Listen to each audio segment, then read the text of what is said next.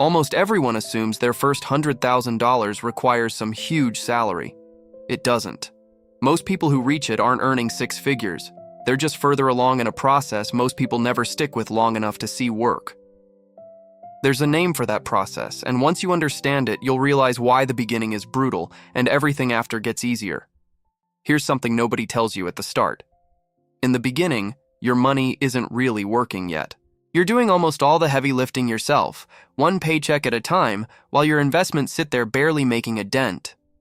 Picture someone checking their brokerage app after payday, watching the balance creep up by maybe $300, and feeling like they're getting nowhere. That feeling is accurate, actually. For a while, nearly everything in that account came directly from their own paycheck, not from the market doing anything impressive. This is the part almost nobody warns you about. Progress here isn't slow because you're doing something wrong. It's slow because the math simply hasn't turned in your favor yet. So what actually flips that switch? A snowball at the top of a hill doesn't look like much. Push it, and for a while it barely picks up size or speed. That's the frustrating part everyone experiences first. Money behaves the same way. Small, steady contributions build a base, and eventually every dollar sitting in that account starts pulling in dollars of its own, without you lifting another finger. Interest earns interest. Growth earns more growth. This is the entire engine behind long-term wealth, and it's far less complicated than most financial shows make it sound. There's no secret formula, no insider trick. Just contributions compounding quietly in the background while life goes on around them. The catch is that this stage takes patience most people aren't prepared to give it, which is exactly where things start falling apart for so many. Here's where the wheels come off for most people. They expect results on a timeline that compounding simply doesn't run on. A year goes by, the numbers barely moved, and the whole thing starts feeling pointless. Someone gets a raise at work and, instead of increasing what goes into their investment account, upgrades their apartment, their car payment, their weekend plans. The extra income disappears into a slightly nicer lifestyle instead of a slightly bigger snowball. Compounding rewards people who stay boring for longer than feels reasonable. Most people don't quit because the math failed them. They quit because nothing seemed to be happening, right before it actually was. And that's usually the exact moment the process needed just a little more time to prove itself. There's a specific line most people cross without even noticing, and it separates two completely different financial lives. On one side, hours get traded directly for dollars. No work, no paycheck.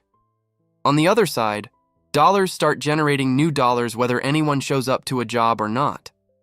Think about a warehouse worker clocking in for a 10-hour shift versus a dividend payment landing in an account on a random Tuesday afternoon, completely detached from anyone's effort that day.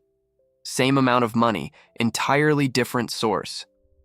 Working more isn't the answer here, and that's probably not what you wanted to hear. The real shift isn't earning harder. It's redirecting enough of what you already earn until your money starts pulling its own weight instead of waiting on you to swing by with another paycheck.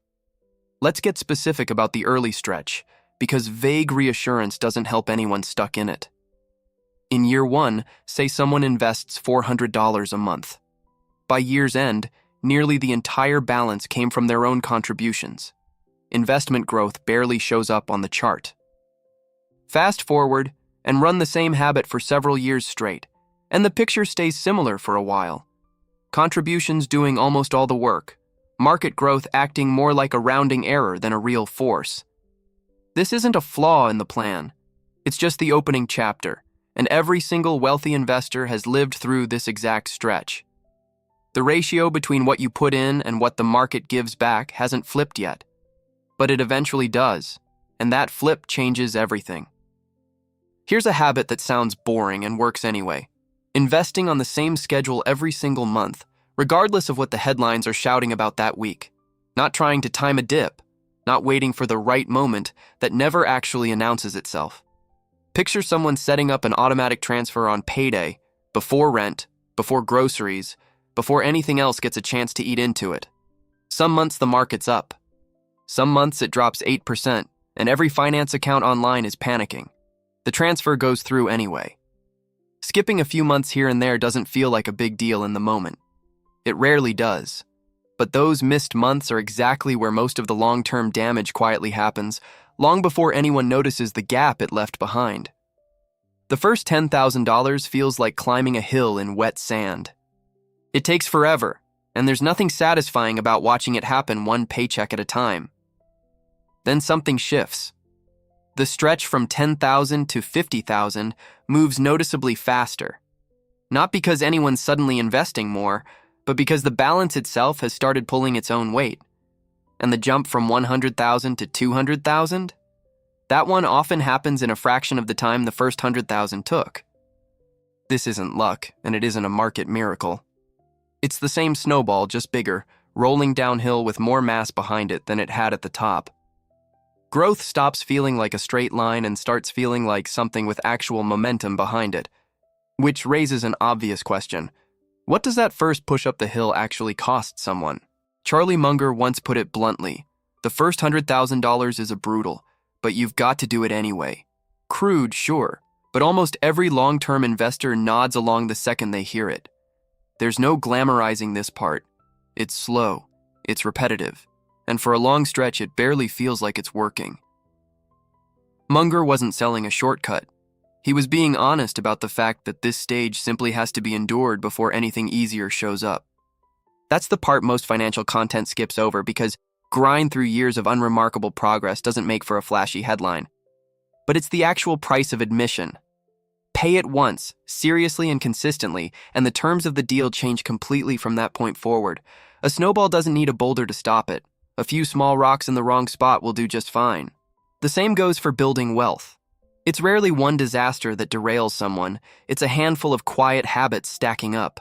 Impulsive spending chips away at what should have gone into an investment account.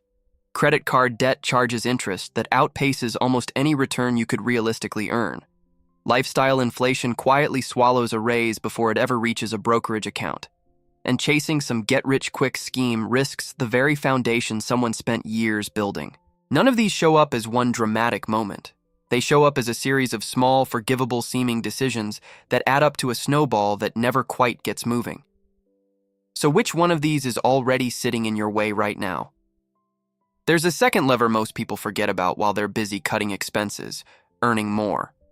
Asking for a raise, picking up a new certification that opens higher-paying roles, or building a side income on weekends all put more fuel directly into the machine. But here's the part that actually matters.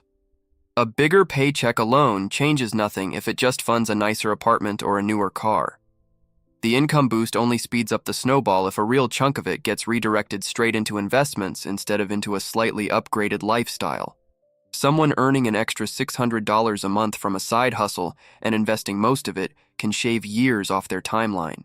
Someone earning that same extra $600 and spending all of it stays exactly where they started, just with nicer stuff around them.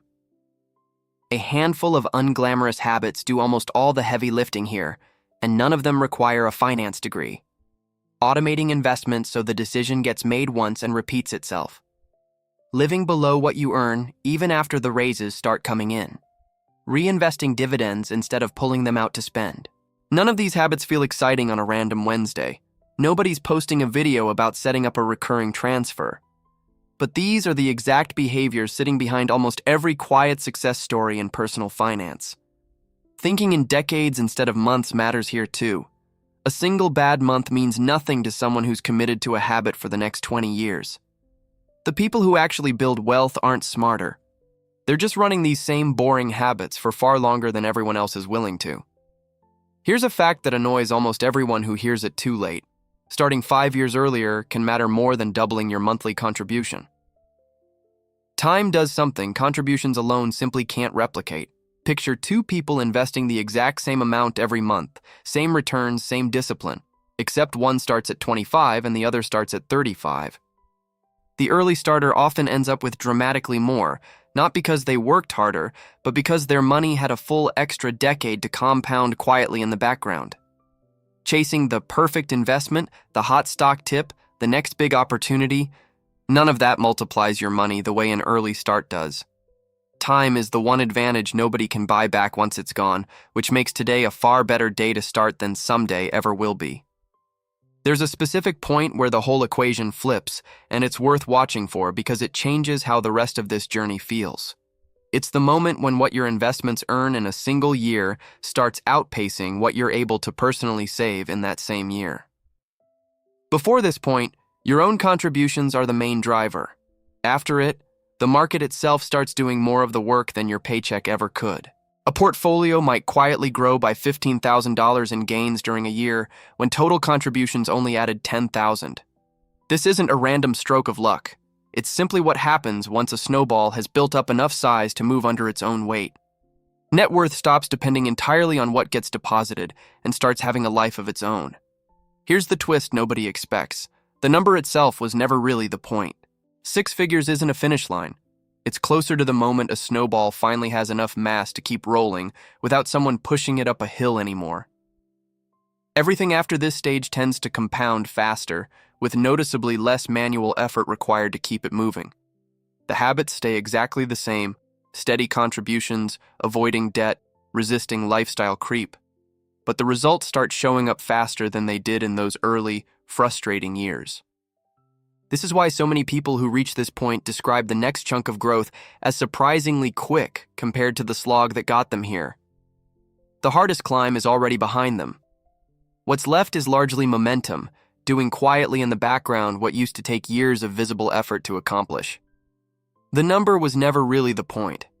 What actually matters is the moment your habits, your discipline, and your invested dollars finally start working together as one single system instead of 3 separate efforts pulling in different directions.